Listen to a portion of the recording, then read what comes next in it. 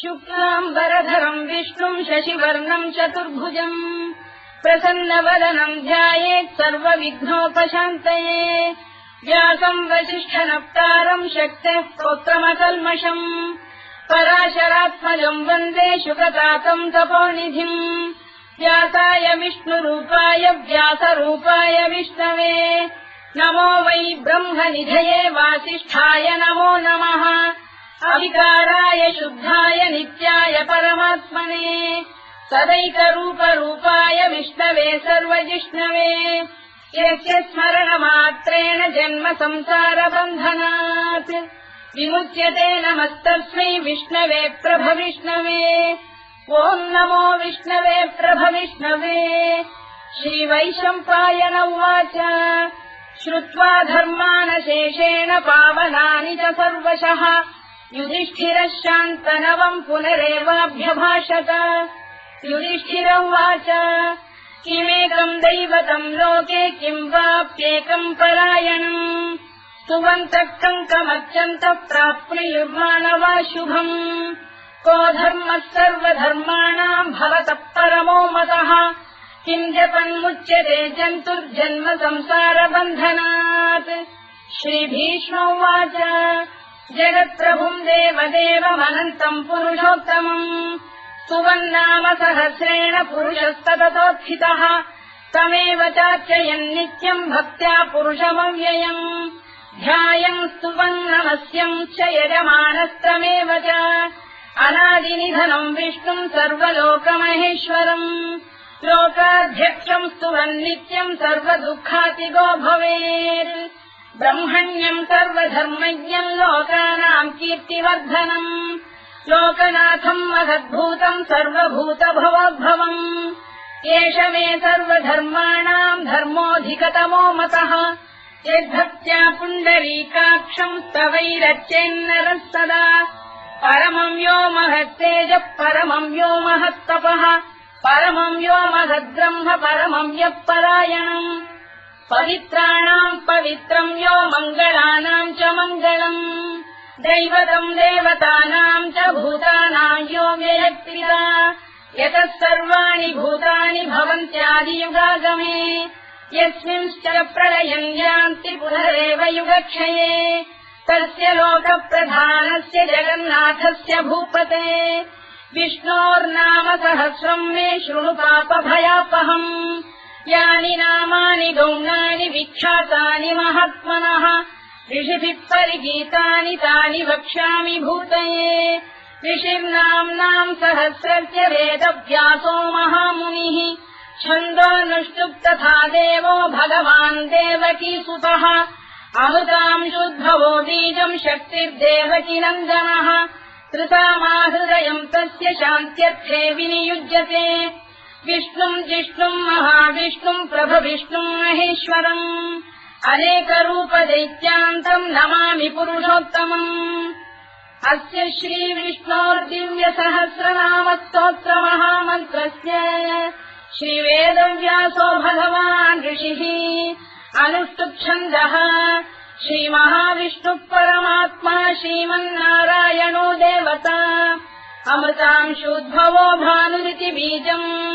देवकीनन्दनश्रेष्ठेति शक्तिः उद्भवः क्षोभणो देव इति परमो मन्त्रः धर इत्यस्त्रम् रथाङ्गपाणिरक्षोभ्य इति नेत्रम् त्रिसामासामजः सामेति कवचम् आनन्दम् परब्रह्मेति योनिः ऋतुः सुदर्शनकाल इति दिग्बन्धः श्रीविश्वरूप इति ध्यानम् श्रीमहाविष्णुप्रीत्यर्थे सहस्रनाम जपे विनियोगः ध्यानम् क्षीरोदङ्गप्रदेशे शुचिमणिविलसत्सैकते मौक्तिकानाम् मालाक्लुप्तासनस्थस्फटिकमणिनिभैर्मौक्तिकैर्मण्डिताङ्गः शुभ्रैरभ्रैरदभ्रैरुपरि विरचितैर्मुक्तपीयूषवर्षैः आनन्दीनः पुनीयादरिनलिन गदा शङ्खपाणिर्मुकुन्दः भूः पादौ यस्य नाभिर्विहरसुरनिलश्चन्द्रसूर्यौ च नेत्रे कर्णावाशा शिरोद्यौर्मुखमपि दहनो यस्य वास्तेयमब्धिः अन्तस्थम् यस्य विश्वम् सुरनरखगो भोगि गन्धर्वदैत्यैः चित्रम् रम्यते तम् त्रिभुवन वपुषम् विष्णुमीशम् नमामि। ॐ नमो भगवते वासुदेवाय। शान्ताकारम् भुजगशयनम् पद्मनाभम् सुरेशम् विश्वाधारम् गगनसदृशम् मेघवर्णम् शुभाङ्गम् लक्ष्मीकान्तम् कमलनयनम् योगिधृध्यानगम्यम् वन्दे विष्णुम् भवभयहरम् सर्वलोकैकनाथम् मेघश्यामम् पीतकौशेयवासम् श्रीवत्साङ्कम् कौस्तुभोद्भासिताङ्गम् पुण्योपेतम् पुण्डरीकायताक्षम् विष्णुम् वन्दे सर्वलोकैकनाथम् नमः समस्तभूतानामादिभूताय भूभृते अनेकरूपरूपाय विष्णवे प्रभविष्णवे सशङ्खचक्रम् सकिरीटकुण्डलम् सपीतवस्त्रम् सरसीरुहेक्षणम् सहारवक्षस्थलशोभिकौस्तुभम् नमामि विष्णुम् शिरसा चतुर्भुजम् छायायाम् पारिजातस्य हेमसिंहासनोपरि आसीनमम्बुदश्याममायताक्षमलङ्कृतम् चन्द्राननम् चतुर्बाहुम् श्रीवत्साङ्कितवक्षसम् रुक्मिणी सत्यभामाभ्याम् सहितम् कृष्णमाश्रये।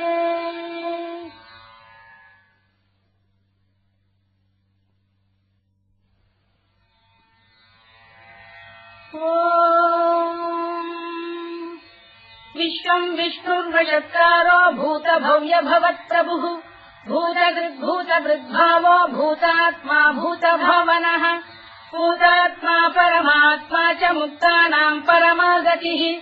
अव्ययः पुरुषः साक्षी क्षेत्रज्ञोऽक्षर एव च योगो योगविदाम् नेता प्रधानपुरुषेश्वरः नारसिंहवपुः श्रीमान् केशवः पुरुषोत्तमः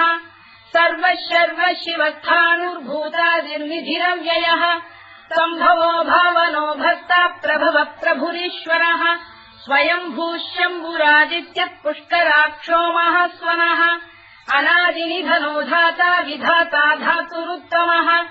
अप्रमेयो ऋषिकेशः पद्मनाभोऽमरप्रभुः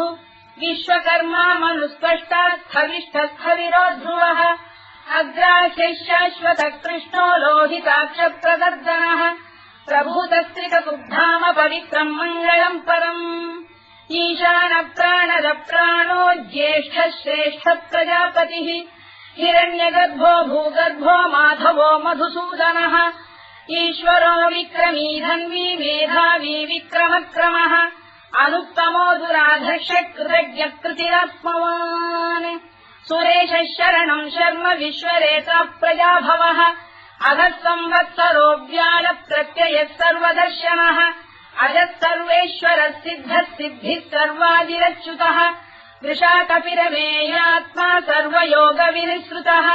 वसुर्वसुमनः सत्यः समात्मा संविदः समः अमोघः पुण्डरीकाक्षो वृषकर्मा वृषाकृतिः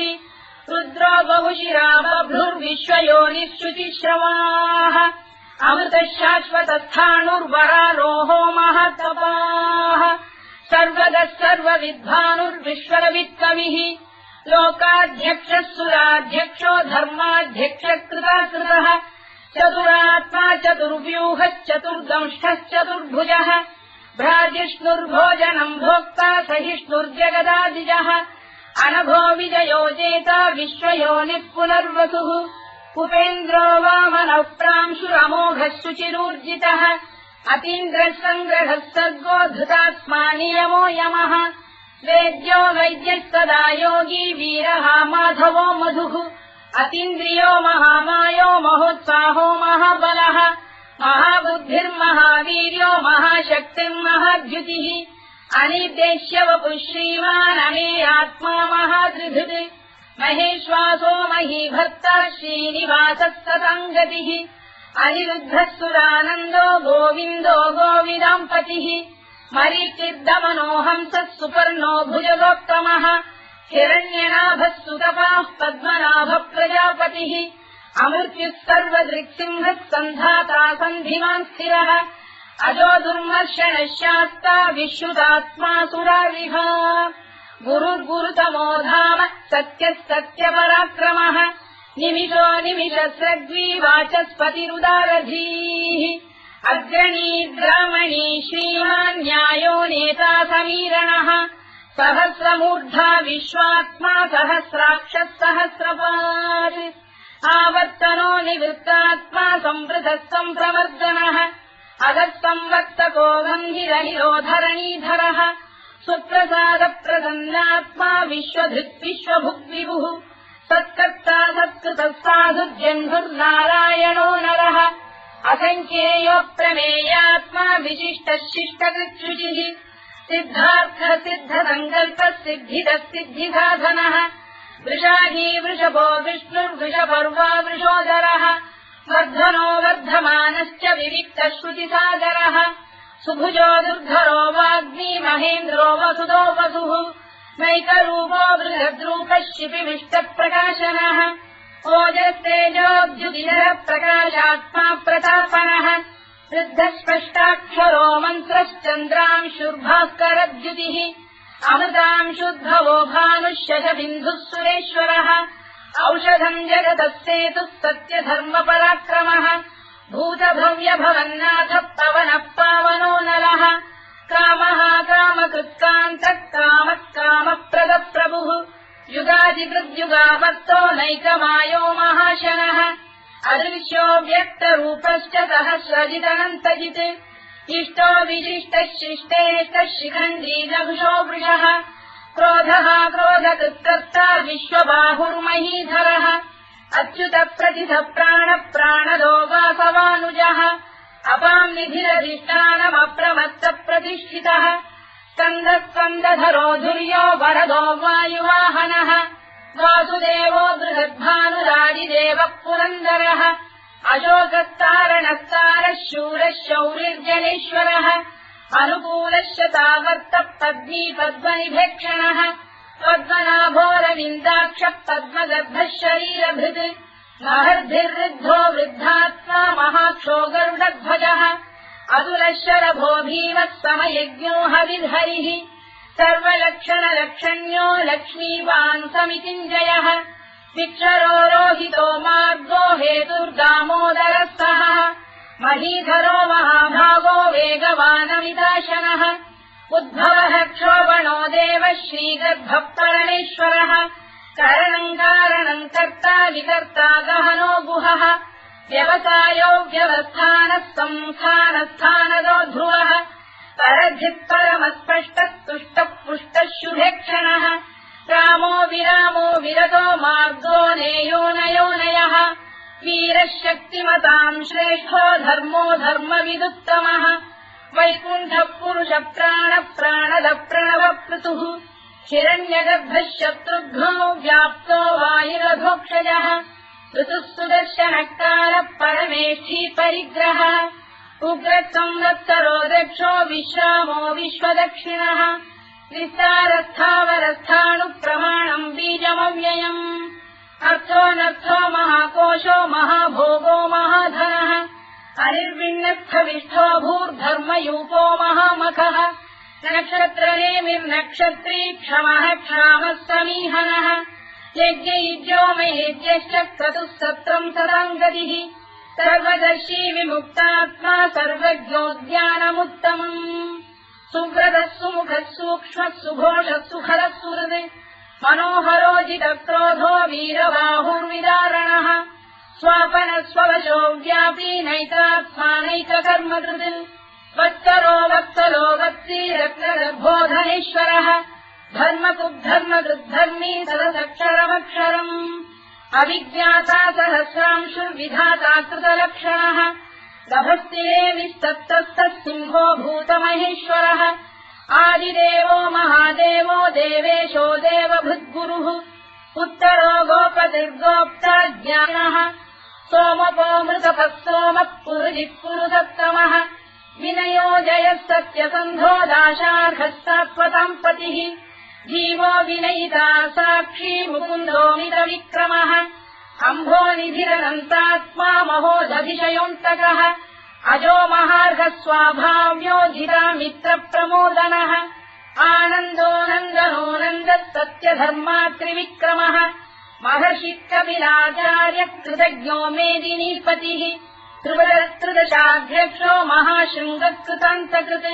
महावराहो गोविन्दः सुषेण कनकाङ्गनी गुह्यो गभीरो गहनो गुप्तश्चक्रगदाधरः मेधास्वाङ्गोजितः कृष्णो दृढः सङ्कर्षणोच्युतः वरुणो वारुणो वृक्षः पुष्कराक्षो महामनाः भगवान् बलहानन्दी वनमाली हलायुधः आदित्यो ज्योतिरादित्यः सहिष्णुर्गतिसत्तमः सुधन्वाखण्ड परशुद्धारुणोद्रविणप्रदः दिवस्कृत् सर्वदृत्यासो वाचस्पतिरयो निजः कृतामासामगस्साम निर्वाणम् भेषजम् भिषज सन्न्यासवृक्षमशान्तो निष्ठा शान्तिः परायणम् शुभाङ्गः शान्तिदश्रेष्टा कुमुदः कुवलेशयः गोहितो गोपदैर्गोप्ता वृषभाक्षो वृषप्रियः अनिवर्ती निवृत्तात्मा संक्षेप्ताक्षेमकृत् शिवः श्रीवत्सवक्षः श्रीवासः श्रीपतिः श्रीमताम्बरः श्रीधः श्रीधः श्रीनिवासः श्रीनिधिः श्रीविभावनः श्रीधर श्रीकर श्रेयः श्रीमान् लोकत्रयाश्रयः स्वक्षस्वङ्गः शतानन्दो नन्दिर्ज्योतिर्गणेश्वरः विदितात्मा विधेयात्मा तत्कीर्तिच्छिन्न संशयः उदीर्णः सर्वतश्चक्षुरनीशः शाश्वतस्थिरः भूषयो भूषणो भूतिर्विशोकः शोकनाशनः अर्चिष्मानर्चितः कुम्भो विशुद्धात्मा विशोधनः अनिरुद्धो प्रतिरथ प्रद्युम्नोमितविक्रमः कालनेमिनिहा वीरः शौरिः शूरजनेश्वरः त्रिलोकात्मा त्रिलोकेशः केशवः केशिहा हरिः कामदेवः कामपालः कामी कान्तकृतागमः अनिर्देश्य वपुर्विष्णुर्वीरोऽनन्तो धनञ्जयः ब्रह्मण्यो ब्रह्मकृद्ब्रह्मा ब्रह्म ब्रह्मनिवर्धनः ब्रह्मविद्ब्राह्मणो ब्रह्मी ब्रह्मज्ञो ब्राह्मणप्रियः महाक्रमो महाकर्मा महातेजा महोरगः महाक्रतुर्महायज्वा महायज्ञो महाहविः स्तव्यस्तव प्रियस्तोत्रम् स्तुतिस्तोतारणप्रियः पूर्णः पूरयिता पुण्यः पुण्यकीर्तिरनामयः मनोजवस्तीर्थकरो वसुरेता वसुप्रदः वसुप्रदो वासुदेवो वसुर्वसुमनाहविः सद्गतिः सत्कृतिः सत्ता सद्भूतिः सत्परायणः शूरसेनो यदुश्रेष्ठः सन्निवासः सुयामुनः भूतावासो वासुदेवः सर्वासु निलयो नलः दत्तः दत्पदो दृप्तो दुर्धरोऽथापराजितः विश्वमूर्तिर्महामूर्तिर्दीप्तमूर्तिरमूर्तिमान् अनेकमूर्तिरव्यक्तः शतमूर्तिः शताननः एकोनैकः सवक्तकिम् यत्तत्पदमनुत्तमम् लोकबन्धुर्लोकनाथो माधवो भक्तवत्सलः सुवर्णवर्णो हेमाङ्गो वराङ्गश्चन्दनाङ्गदी वीरः विषमः शून्यो घृता क्षीरजरश्चरः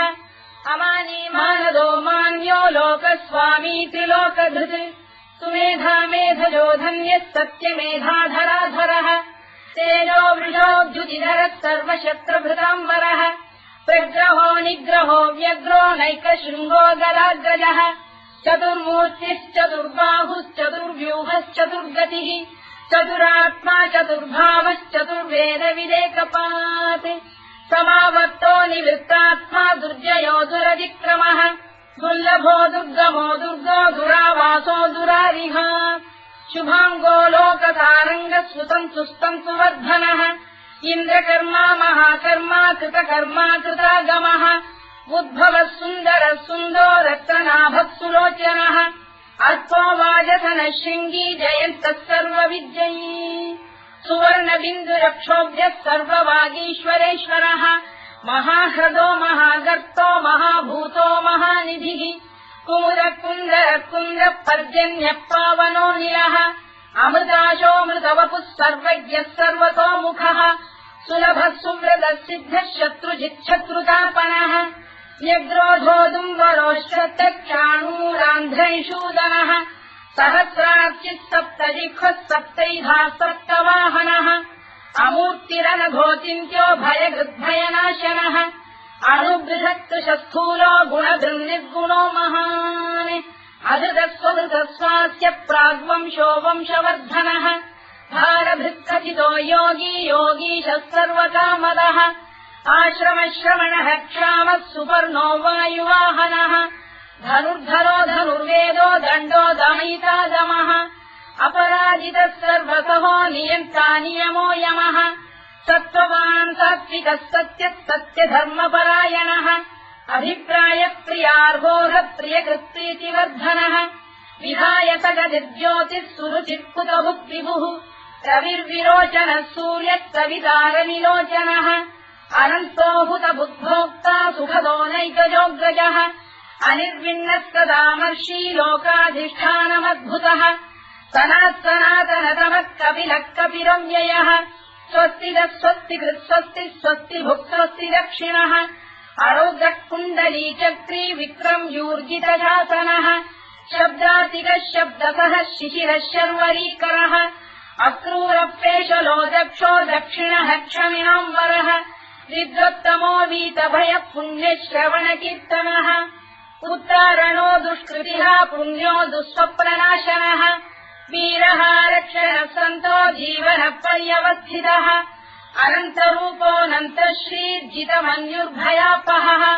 चतुरश्रो गभीरात्मा विदिशो व्यादिशो दिशः अनाधिर्भूर्भुवो लक्ष्मी सुवीरो रुचिराङ्गदः जननो जनजन्मादिर्भीमो भीमपराक्रमः आधारनिलयो धाता पुष्पहासप्रजागरः ऊर्ध्वरः सत्त्वथाचार प्राणः प्रणवप्रणः प्रमाणम् प्राणनिलय प्राणभृत्प्राणजीवनः तत्त्वम् तत्त्वविदेकात्मा जन्ममृत्युजरातिगः भूर्भुवः स्वस्तरुस्तारः सविता प्रपितामहः यज्ञो यज्ञपतिर्यज्वा यज्ञाङ्गो यज्ञवाहनः यज्ञभृद्यज्ञकृद्यज्ञी यज्ञभुक्यज्ञसाधनः यज्ञान्तकृद्यज्ञगुह्यमन्नमन्नाद एव च आत्मयोनिः स्वयम् जातो वैखानः सामगायनः देवकीनन्दनः स्रष्टा क्षितीशः पापनाशनः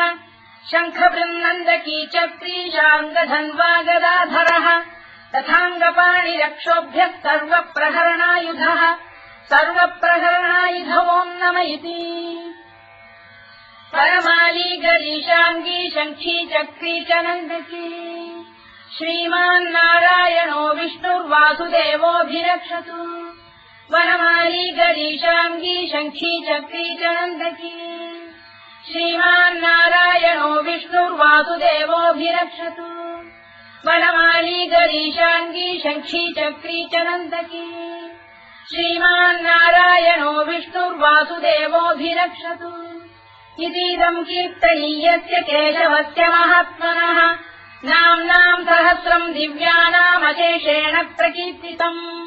य इदम् शृणुयाम् नित्यम् यश्चापि परिकीर्तयेत् नाशुभम् प्राप्नुयात् किञ्चित् सोमुत्रेह च मानवः वेदान्तको ब्राह्मणस्य क्षत्रियो विजयी भवेत् वैश्यो धनसमृद्धस्य क्षुद्रः सुखमवाप्नुयात् धर्मार्थी प्राप्नुयात् धर्ममर्थार्थी चार्थमाप्नुयात् कामानवाप्नुयात् कामी प्रजार्थी चाप्नुयात् प्रजाम् भक्तिमान् यः सदोत्थाय शुचिस्तद्गतमानसः सहस्रम् वासुदेवस्य नाम्नामेतत्र कीर्तयेत् यशः प्राप्नोति विपुलम् याति प्राधान्यमेव च अचलाम् श्रियमाप्नोति श्रेयः प्राप्नोत्यनुत्तमम् न भयम् क्वचिदाप्नोति वीर्यम् तेजश्च विन्दति भवत्य रोगोद्युतिमान् बलरूपगुणान्वितः रोगात्तो मुच्यते रोगात् बद्धो मुच्येत बन्धनात् भयान्मुच्येत भीतस्तु मुच्येतापन्न आपदः दुर्गाण्यतितरत्याशु पुरुषः पुरुषोत्तमम् सुवन्नाम सहस्रेण नित्यम् भक्तिसमन्वितः वासुदेवाश्रयो मर्त्यो वासुदेवपरायणः सर्वपापविशुद्धात्मा याति ब्रह्म सनातनम् न वासुदेव भक्तानामशुभम् विद्यते क्वचित् जन्म मृत्युजरा व्याधि भयम् नैवोपजायते इमम् स्तवमधीयानः श्रद्धा भक्ति समन्वितः युज्येतात्मसुखक्षान्ति श्रीधृति स्मृतिकीर्तिभिः न क्रोधो न च मात्सर्यम् न लोभो न शुभामतिः भवन्ति कृतपुण्यानाम् भक्तानाम् पुरुषोत्तमे द्यौस्तचन्द्रास्तनक्षत्राखम् दिशो भूर्महो दधिः वासुदेवस्य वीर्येण विधृतानि महात्मनः ससुरासुरगन्धर्वम् स यक्षोरगराक्षसम् जगत्वशे वत्ततेदम् कृष्णस्य सचराचरम् इन्द्रियाणि मनो बुद्धिः सत्त्वम् तेजोबलम् धृतिः वासुदेवात्मकान्याहुः क्षेत्रम् क्षेत्रज्ञ एव च सर्वागमानामाचार प्रथमम् परिकल्पते आचारप्रभवो धर्मो धर्मस्य प्रभुरच्युतः ऋषयपितरो देवा महाभूतानि धातवः जङ्गमाजङ्गमम् चेदम् जगन्नारायणोद्भवम् योगो ज्ञानम् तथा साङ्ख्यम् विद्या शिल्पादिकर्म च वेदाः शास्त्राणि विज्ञानमेतत् सर्वम् जनार्दनात् एको विष्णुर्महद्भूतम् पृथग्भूतान्यनेकशः त्रीन् लोकान् व्याप्य भूतात्मा भुङ्क्ते विश्वभुवव्ययः इमम् स्तवम् भगवतो विष्णो व्यासेन कीर्तितम् पठेद्य इच्छेत् पुरुषः श्रेयत् प्राप्तुम् सुखानि च विश्वेश्वरमजम् देवम् जगतः प्रभुमव्ययम् भजन्ति ये पुष्कराक्षम् न ते यान्ति पराभवम् ओन्नमयिति अर्जुनोवाच पद्मपत्रविशालाक्ष पद्मनाभसुरोत्तम भक्तानामनुरक्तानाम् त्राता भव जनार्दन श्रीभगवानुवाच यो माम् नाम सहस्रेण स्तोतुमिच्छति पाण्डव सोऽहमेकेन श्लोकेन स्तुत एव न संशयोऽन्नमयिति व्यासोवाच वासनाद्वासुदेवस्य वासितम् भुवनत्रयम् सर्वभूतनिवासोऽसि वासुदेव नमोऽस्तु ते वासुदेव नमोऽस्तु ओन्नमयिति पार्वत्युवाच केनोपायेन लघुना विष्णोर्नाम सहस्रकम् पठ्यते पण्डितैर्नित्यम् श्रोतुमिच्छाम्यहम् प्रभो ईश्वरोवाच श्रीराम राम रामेति रमे रामे मनोरमे सहस्रनाम तत्तुल्यम् राम नाम वरानने श्रीराम राम रामेति रमे रामे मनोरमे सहस्रनाम तत्तुल्यम् राम नाम वरानने श्रीराम राम रामेति रमे रामे मनोरमे सहस्रनाम तत्तुल्यम् राम नाम वरानने राम नाम वराननमोन्नमयिति ब्रह्मोवाच नमोऽस्त्वनन्ताय सहस्रमूर्तये सहस्रपादाक्षि शिरोरुबाहवे सहस्रनाम्ने पुरुषाय शाश्वते सहस्रकोटियुगधारिणे नमः सहस्रकोटियुगधारिणे नमोन्नमयिति सञ्जय उवाच यत्र योगेश्वर कृष्णो यत्र पार्थो धनुर्धरः तत्र श्रीविजयो भूतिर्ध्रुवानीतिर्मतिर्मम श्रीभगवानुवाच अनन्याश्चिन्तयन्तो मां ये जनाः पर्युपासते तेषाम् नित्याभियुक्तानां योगक्षेमम् वहाम्यहम् परित्राणाय साधूनां विनाशाय च दुष्कृताम् धर्म संस्थापनार्थाय सम्भवामि युगे युगे आर्ता विषण्णाः शिथिलाश्च भीता घोरेषु च व्याधिषु वर्तमानाः संकीर्त्य नारायण शब्दमात्रम् विमुक्त दुःखाः सुखिनो भवन्तु कायेन वाचा मनसेन्द्रियैर्वा बुद्ध्यात्मना वा प्रकृते स्वभावात् करोमि यद्यत् सकलम् परस्मै नारायणायेति समर्पयामि।